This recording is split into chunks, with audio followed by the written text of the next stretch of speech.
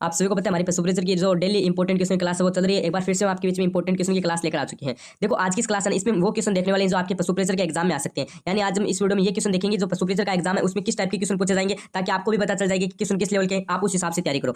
देखो आप सभी को पता है सुपरवाइजर का एग्जाम है, ये कर्मचारी चयन बोर्ड करवा रहा है, तो कर्मचारी चयन बोर्ड किस लेवल के क्वेश्चन को पूछता है और जो आपके कर्मचारी चयन बोर्ड के ओल्ड जो आपके पेपर उनके जो क्वेश्चन है वो हम देखने वाले हैं, जिससे आपको पता चल जाएगा कि क्वेश्चन आपके किस टाइप से आएंगे और हमें कहां से तैयारी करनी है, किस हिसाब से हमें पढ़ना है। तो क्लास आपके लिए इंपॉर्टेंट है, एक एक क्वेश्चन आपके लिए इंपॉर्टेंट रहने वाला है। एक बात मैं आपको बताता हूं, बिल्कुल बेसिक से मैं आपको पढ़ाऊंगा, क्लास देखकर मजा आ जाएगा। ठीक है, बस आपसे मेरा एक ही निवेदन है कि लगभग आपकी 20-25 मिनट की क्लास होगी, कंप्लीट देख लेना, आपको खुद को पता चल जाएगा कि क्वेश्चन किस टाइप के पूछे जाते हैं कर्मचारी चयन बोर्ड के द्वारा और हमें किस हिसाब से पढ़ना है। तो आपको क्लास एकदम अच्छी तरीके से पूरी कंप्लीट देखनी है। अगर आप चाहो तो चैनल को एक बार सब्सक्राइब कर लो, सब्सक्राइब का बटन दिख रहा है इसको दबा दीजिए, क्योंकि इस चैनल पे आपको संपूर्ण तैयारी है पशुपालन की वो करवाई जाएगी। जैसे आपको जीके की क्लास मिलेगी, पशुपालन की क्लास मिलेगी, साइंस की मिलेगी, मैथ की मिलेगी, यानी सिलेक्शन वाली तैयारी करेंगे। सब्सक्राइब का बटन जरूर दबा देना। तो चलिए क्लास को स्टार्ट कर लेते हैं। देखो विद्यार्थियों, आपने अभी तक पशुपालन का ग्रुप ज्वाइन नहीं किया तो ग्रुप को ज्वाइन कर लीजिए। अगर आप पशुपालन की तैयारी कर रहे हो तो ग्रुप को जरूर ज्वाइन करना। आप क्या करते हो, क्लास देखते हो, ग्रुप ज्वाइन नहीं करते हो, ग्रुप को ज्वाइन कर लीजिए। तो वहाँ पे आपको पीडीएफ नोट्स और आपके टेस्ट सीरीज वगैरह वो बिल्कुल फ्री में दी जाएगी। तो ग्रुप को एक बार मेरे कहने पर जरूर ज्वाइन करना, वहाँ पे मैं आपको इंपॉर्टेंट क्वेश्चन और जो पीडीएफ नोट्स वगैरह वो सब चीजें प्रोवाइड करूंगा। तो चलिए क्लास को स्टार्ट कर लेते हैं। देखो क्लास में आज आपका मजा आ जाएगा, इंपॉर्टेंट क्वेश्चन डाले गए हैं। तो सबसे पहला क्वेश्चन आपका क्या कह रहा है कि राजस्थान में संगठित किसान आंदोलन कहां से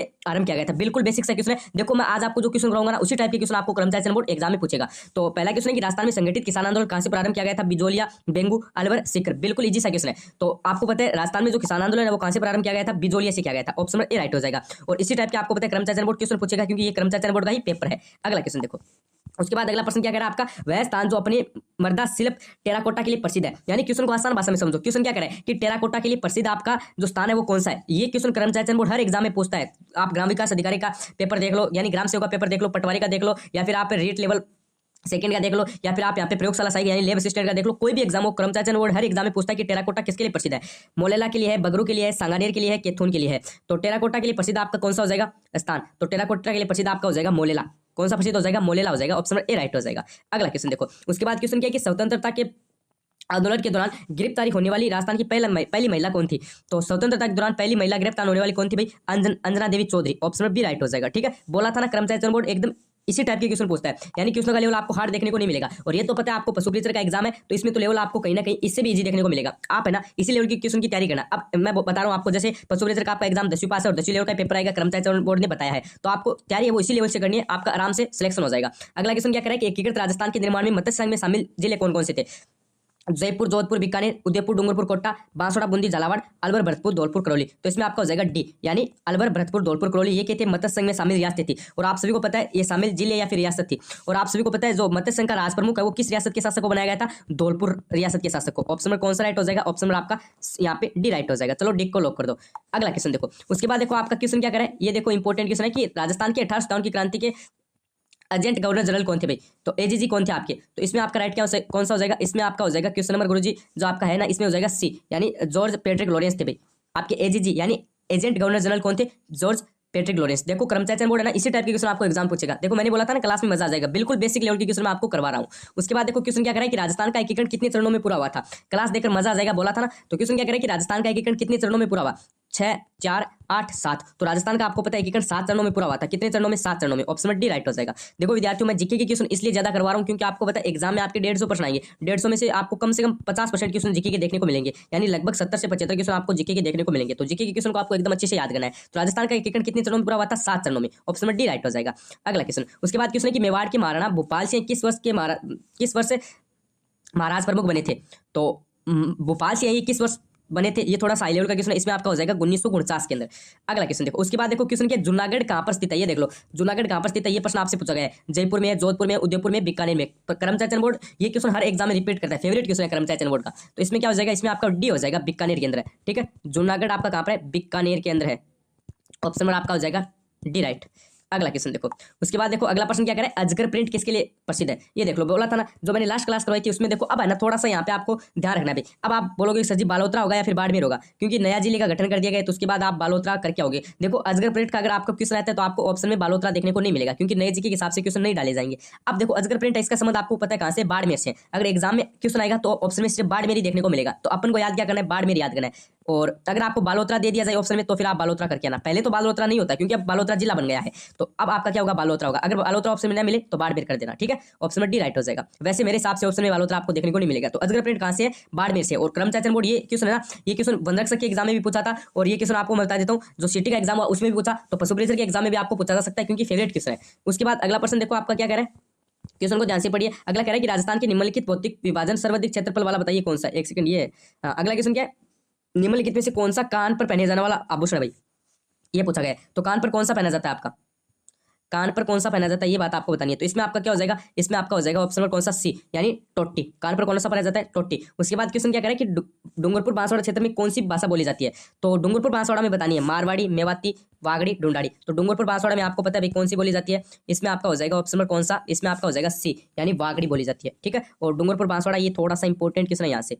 उसके बाद देखो अगला प्रश्न क्या करे, निम्नलिखित में से धुलकोट किसे कहा जाता है। ये देखो हिस्ट्री से प्रश्न है, धुलकोट, धुलकोट किसे कहा जाता है, विराटनगर को, आहड़ को, कालीबंगा को, पीलीबंगा को। तो धुलकोट आप किसी कहा जाता है, आहड़ को कहा जाता है। और आहड़ आपको पता है कहां पर स्थित है, उदयपुर केंद्र है, उदयपुर केंद्र है। और कौन सी नदी के किनारे स्थित है, आयड़ नदी के किनारे। ये भी बात आपको ध्यान रखनी है। देखो आपको है ना कर्मचारी चयन बोर्ड है ना हिस्ट्री में ना, अगर आपसे पूछा, अगर कर्मचारी चयन बोर्ड हिस्ट्री में आपको अगर कोई भी प्रश्न पूछता है सभ्यता से रिलेटेड, तो वो आपको या तो पीलीबंगा, सॉरी या तो कालीबंगा, या फिर आहड़, या फिर आपको गणेश्वर, इन तीन ही सभ्यता से आपसे क्वेश्चन पूछा जाएगा। ज्यादा आपको हाई लेवल में नहीं पढ़ना है, ठीक है। आहड़, कालीबंगा और जो पीली आपकी आहड़, कालीबंगा और जो गणेश सभ्यता ये कहां पर स्थित है, कौन सी नदी के किनारे स्थित है, उत्खनन किसने किया था। ये तीन टाइप के क्वेश्चन आपके बनेंगे, लगभग 9 से 10 क्वेश्चन है। इनको याद कर लेना एकदम अच्छे से। आपका यहाँ पे कोई भी क्वेश्चन आता है तो आपका राइट हो जाएगा, ठीक है। इससे ज्यादा आपको कुछ भी नहीं पड़ता है। उसके बाद देखो क्वेश्चन आपसे क्या करे कि पृथ्वीराज विजय के लेखक थे, पृथ्वीराज विजय के लेखक कौन थे। तो पृथ्वीराज विजय के जयनायक लेखक थे भाई, ऑप्शन ए राइट हो जाएगा। ये भी क्वेश्चन आपको पता है हिस्ट्री से इंपॉर्टेंट है, और कर्मचारी चयन बोर्ड बार बार इस क्वेश्चन को रिपीट करता है। उसके बाद देखो क्वेश्चन क्या कि गोविंद गिरी के नेतृत्व में भील आंदोलन को दबाने के लिए मानगढ़ का जनसंग्रह किस वर्ष हुआ था भाई, मानगढ़ का जनसंग्रह। तो ये किस वर्ष हुआ था, 1908 में, 1913 में, 1910 में, 1917 में। मैंने बोला था ना बिल्कुल बेसिक लेवल के क्वेश्चन आपसे पूछे जाएंगे। और आज की इस क्लास है ना, इससे आपको पता चल जाएगा कि आपके क्वेश्चन है वो किस टाइप के आएंगे और आपको तैयारी किस हिसाब से करनी है। तो इसमें आपका हो जाएगा 1913 में, ठीक है। जो आपका मानगढ़ का जनसंग्रह कब किया गया था, 1913 के अंदर किया गया था। Very good. उसके बाद देखो क्वेश्चन आपका क्या है, हाँ उसके बाद देखो क्वेश्चन है कि नौलखा दरवाजा निम्नलिखित में से राजस्थान के किस किले का भाग है। नौलखा ये थोड़ा सा इंपॉर्टेंट है भाई, नौलखा आपका किस किले का भाग है, ये बात आपको बतानी है। तो नौलखा आपका किस किले का भाग हो जाएगा भाई, ऑप्शन में कौन सा राइट हो जाएगा। एक तो है रणथंभौर, एक है आमेर, एक है नाहरगढ़, एक है चित्तौड़गढ़। तो नौलखा आपको बताना है कौन से का है। तो नौलखा आपका हो जाएगा ऑप्शन नंबर ए, यानी रणथंभौर का, ठीक है। ऑप्शन नंबर ए राइट हो जाएगा। Very good.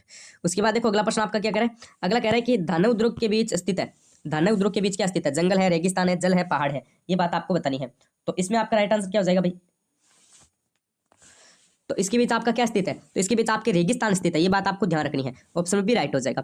उसके बाद देखो हल्दी घाटी का युद्ध किस वर्ष लड़ा गया था। बोला था ना आपको इसी टाइप के क्वेश्चन पूछे जाएंगे, ज्यादा हाई लेवल के आपको क्वेश्चन नहीं पूछे जाएंगे। हल्दी घाटी का युद्ध किस वर्ष लड़ा गया था, 1574, 1564, 1566, 1576। तो हल्दी घाटी का युद्ध आपको पता है अकबर और महाराणा प्रताप के बीच लड़ा गया था। कब लड़ा गया था, 1576 के अंदर। और जिसमें जीत किसकी हुई, महाराणा प्रताप की हुई। ऑप्शन नंबर आपका डी राइट हो जाएगा, ठीक है। Very good. उसके बाद देखो क्वेश्चन आपसे क्या पूछा जाएगा कि निम्नलिखित में से किस विद्वान के अनुसार राजपूतों की उत्पत्ति अग्निकुंड से हुई है। ये देख लो इंपॉर्टेंट है, राजपूतों की उत्पत्ति अग्निकुंड से हुई है। ये किसके अनुसार हुई है, गौरीशंकर ओझा, गोपीनाथ शर्मा, चंद्र बरदाई, दशरथ शर्मा। तो इसमें आपका हो जाएगा ऑप्शन सी, कवि चंद्र बरदाई के अनुसार राजपूतों की उत्पत्ति है वो अग्निकुंड से हुई है। किसके अनुसार, चंद्र बरदाई के अनुसार, ठीक है। ऑप्शन सी राइट हो जाएगा। उसके बाद देखो राजस्थान के संदर्भ में पिल्ला पोमचक है। आपको कल्चर से देखो, कर्मचारी चयन बोर्ड है ना, उसका फेवरेट क्वेश्चन क्या है, कल्चर से यानी कला संस्कृति से आभूषण आपका, सॉरी जो वस्त्र आभूषण वस्त्र टॉपिक है ना, वहां से इंपॉर्टेंट क्वेश्चन है और फेवरेट क्वेश्चन है कर्मचारी चयन बोर्ड का कि पोमचा है ना ये किससे संबंधित है।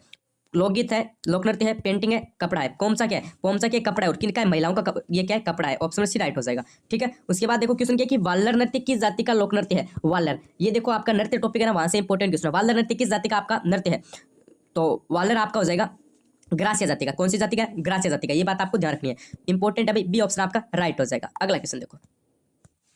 उसके बाद देखो आपका इंपॉर्टेंट क्वेश्चन क्या है कि राजस्थान के निम्नलिखित में से कौन सा एक भौतिक प्रदेश विभाजन सर्वाधिक क्षेत्रफल वाला है। अब बताओ भाई कौन सा आपका भौतिक प्रदेश है वो सर्वाधिक क्षेत्रफल वाला है। ये आपका ज्योग्राफी से इंपॉर्टेंट क्वेश्चन है। जैसे आपको चार ऑप्शन दे रखे हैं, एक तो पूर्वी मैदानी प्रदेश है, एक है दक्षिणी पूर्वी पठारी प्रदेश है, एक है उत्तरी पश्चिमी मरुस्थल प्रदेश है, एक है अरावली पर्वत श्रेणी। तो देखो सर्वाधिक आपका क्षेत्रफल वाला भौतिक प्रदेश कौन सा है, ये आपका हो जाएगा मरुस्थली प्रदेश। ऑप्शन सी राइट हो जाएगा, ठीक है। अगला क्वेश्चन देखो। उसके बाद आपका क्वेश्चन क्या है कि राजस्थान के कौन से जिले में उड़िया पठार स्थित है। उड़िया पठार ज्योग्राफी के क्वेश्चन आपके स्टार्ट हो गए हैं। उड़िया पठार कौन से जिले में है, जयपुर केंद्र है, उदयपुर केंद्र है, सिरोही केंद्र है, प्रतापगढ़ केंद्र है। तो उड़िया पठार आपका हो जाएगा सिरोही केंद्र। कहां पर हो जाएगा, सिरोही केंद्र हो जाएगा। ऑप्शन नंबर आपका सी राइट हो जाएगा। कौन सा राइट राइट हो जाएगा, सी राइट हो जाएगा।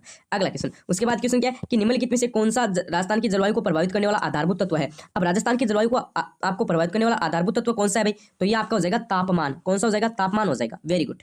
उसके बाद क्वेश्चन क्या है, क्वेश्चन को ध्यान से पढ़ना भाई। उसके बाद आपका क्वेश्चन कह रहा है कि राजस्थान में मरुस्थलीकरण की सबसे आपके यहाँ पे प्रभावी कारण कौन सा है, इस टाइप का क्वेश्चन है भाई, इसको थोड़ा सा एक बार हटाओ। उसके बाद देखो ये करंट का क्वेश्चन है।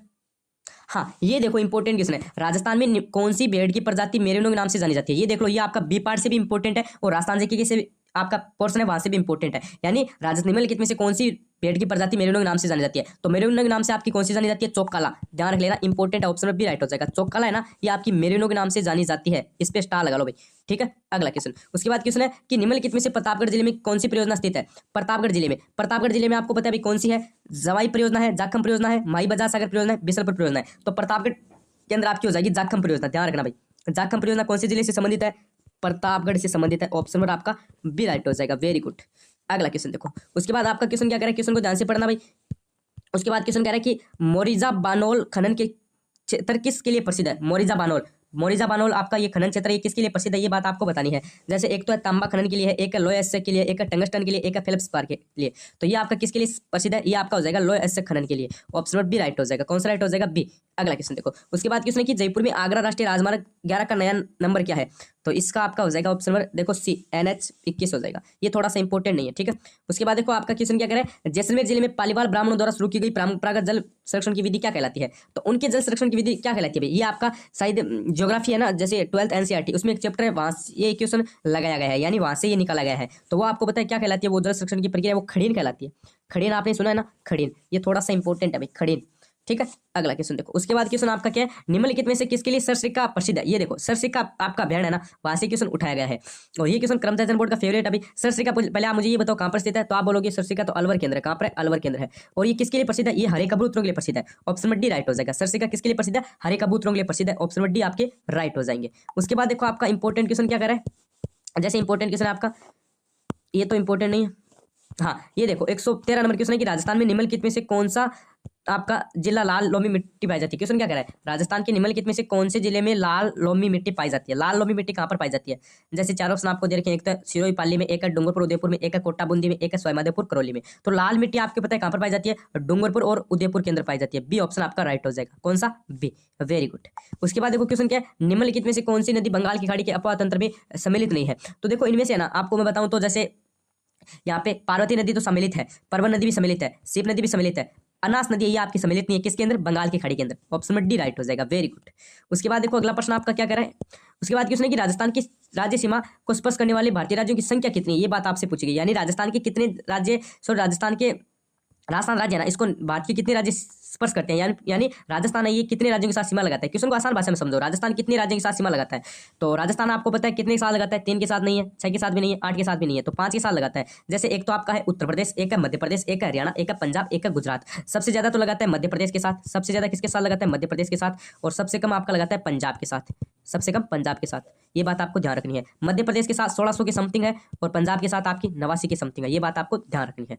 अगला क्वेश्चन देखो, उसके बाद क्वेश्चन क्या है कि निम्नलिखित को आपको सुमेलित करना है, जैसे कौन सा सुमेलित नहीं है ये बताना है। 116 में आपको देखो मैं आपको बता देता हूं, जैसे आपका उदयपुर राजपुरा दरीबा के लिए है, ये सही है, और भीलवाड़ा रामपुरा आगोचा ये भी सही है, सवाई चौथ का बरवाड़ा ये भी सही है, और बीकानेर है ना ये जामसर ये गलत हो जाएगा, सुमेलित ये नहीं है।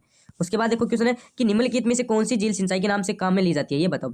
निम्नलिखित में से कौन सी झीलें सिंचाई के काम में ली जाती है, तो निम्नलिखित में से कौन सी जिले आपकी सिंचाई के काम में ली जाती है, पिछोला और राणा सागर, कोलायत और पुष्कर, जयसमंद और राजसमंद, पचपदरा और सिलीसेड। तो सिंचाई के काम में कौन सी ली जाती है, तो इसमें आपका हो जाएगा जयसमंद और राजसमंद जिले, ये किसके लिए काम में ली जाती है, सिंचाई के काम में ली जाती है, क्योंकि ये मीठे पानी की जिले हैं। किसके, मीठे पानी की है।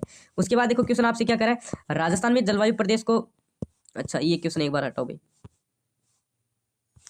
उसके बाद क्वेश्चन है कि शुष्क सागवान के वन आपके निम्नलिखित में से किस जिले में पाए जाते हैं। ये क्वेश्चन मैंने आपको लास्ट क्लास में भी करवाया था। क्वेश्चन क्या है कि शुष्क सागवान के आपके वन है वो कहां पर पाए जाते हैं, बांसवाड़ा, बीकानेर, गंगानगर, कोटा, चार ऑप्शन आपको दे रखे हैं। तो शुष्क सागवान के वन आपके कहां पर पाए जाते हैं, ये आपके बांसवाड़ा के अंदर पाए जाते हैं। इंपॉर्टेंट है भाई, ऑप्शन नंबर ए राइट हो जाएगा। कहां पर पाए जाते हैं, बांसवाड़ा के अंदर पाए जाते हैं। एक को लॉक कर दो। Very good. तो देखो विद्यार्थियों ये तो आज के इंपॉर्टेंट क्वेश्चन थे आपके। देखो अब आपको ना इस क्लास से ये पता चल गया कि आपके सुपरवाइजर के एग्जाम में किस टाइप के क्वेश्चन पूछे जाएंगे, इस बात का पता आपको चल गया। यानी कर्मचारी बोर्ड है ना, आपको पता है सुपरवाइजर का एग्जाम करवाएगा तो वो आपको इसीलिए उनका क्वेश्चन पूछेगा। इतनी मैं आपसे गारंटी देता हूँ। ये जो आज के क्वेश्चन कराए ना, इससे भी इजी क्वेश्चन आपको देखने को मिलेंगे, क्योंकि आपको पता है ये किसका एग्जाम है, ये आपका पशु प्रेचर का एग्जाम है और इसका पेपर आपको पता है 10वीं लेवल का आएगा। तो आपको खुद को पता है इससे भी आपको इजी लेवल का क्वेश्चन पूछ जाएंगे, तो आपको उस हिसाब से तैयारी करनी है, ज्यादा कोई हाई आरएस वाली आपको तैयारी नहीं करनी है। तो एक बार अच्छे से आपको तैयारी करनी है। ग्रुप को देखो विद्यार्थियों, अभी भी ज्वाइन नहीं किया तो नीचे डिस्क्रिप्शन के अंदर ग्रुप की लिंक दी है, प्लीज आप सभी पहले ग्रुप को ज्वाइन कर लो, क्योंकि वो ग्रुप आगे आपको काम आएगा। वहाँ पे आपको नोट्स, इंपॉर्टेंट क्वेश्चन, पीडीएफ वगैरह वो मिल जाएगी। तो ग्रुप को एक बार ज्वाइन कर लेना, नीचे डिस्क्रिप्शन के अंदर लिंक दी गई है। और चैनल पर पहली बार विजिट करो तो सब्सक्राइब का बटन दिख रहा है, इसको एक बार दबा दो भाई। अभी भी आपने सब्सक्राइब का बटन नहीं दबाया तो सबसे पहले आप सब्सक्राइब का बटन दबा दो, वहाँ पे आपको इंपॉर्टेंट क्वेश्चन, पीडीएफ नोट्स वगैरह वो सब चीजें मिल जाएगी। तो चलिए आज की क्लास को यहीं पे समाप्त करते हैं। चैनल को सब्सक्राइब कर लेना, देखो सब्सक्राइब नहीं करके सब्सक्राइब कर लो। यहाँ पे आपको साइंस, मैथ, जीके, पशुपालन सभी की क्लास मिलेगी, सभी के इंपॉर्टेंट क्वेश्चन मिलेंगे। सब्सक्राइब कर देना और ग्रुप को ज्वाइन जरूर कर लेना। आशा उम्मीद करता हूँ कि आपकी पशु प्रेचर की तैयारी एकदम अच्छी चल रही है। और देखो विद्यार्थियों, आपको वो ज्यादा हाई लेवल में कुछ नहीं पढ़ना है, आपको इसी टाइप के क्वेश्चन एग्जाम में पूछे जाएंगे, इसी टाइप के क्वेश्चन आपको पढ़ने हैं। तो आज की क्लास को यहीं पे समाप्त करते हैं, बने रहिए।